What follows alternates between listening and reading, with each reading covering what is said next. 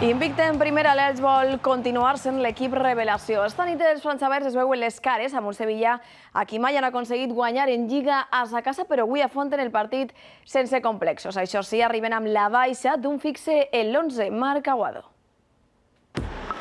L'Elx ha eixit este matí cap a Sevilla amb la intenció de puntuar en una plaça on quasi sempre ha tornat de buit. Marc Aguado ha vist com se n'anaven els seus companys i ell s'ha quedat per a recuperar-se de la lesió. Rodrigo Mendoza només ha pogut fer una sessió amb l'equip perquè estava en la sub-21. Ara mateix l'equip franjaverd está per davant del Sevilla en la clasificación. Llevamos 5 puntos, buenas sensaciones, pero no significa absolutamente nada. Significa energía para seguir convencidos, para seguir trabajando más. El debat s'ha obert en la porteria. Dituro o Iñaki Peña. Dituro ve de deixar la 0 contra el Llevant. Sarabia no ha donat pistes, però ha deixat en suspens un canvi en la porteria. Puede haver. Dos cedits pel Sevilla podran jugar esta nit. Rafa Mir porta 2 partits consecutius marcant contra l'Atlètic de Madrid i el Llevant i busca el tercer.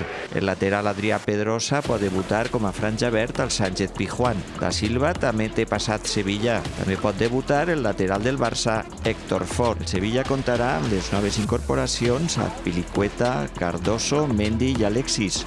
Només suma una victòria contra el Girona i vol aconseguir la primera a casa davant de la seva afició. Prop de 400 aficionats donaran color blanc i verd a les graderies del Ramon Sánchez Pizjuán per intentar que el seu equip s'emporti per primera volta els 3 punts de l'estadi sevillista. La il·lusió que hi ha a ells per disfrutar de la primera divisió no es demostra només als partits de casa, sinó sobretot quan toca viatjar, encara que siga dia laborable i a uns 600 quilòmetres de distància. Això, per als que es desplacen en este autobús organitzat pel club, suposa 6 hores per anar fins a Sevilla i 6 hores més per tornar després del partit esta mateixa matinada. Els motius per fer-ho estan més que justificats.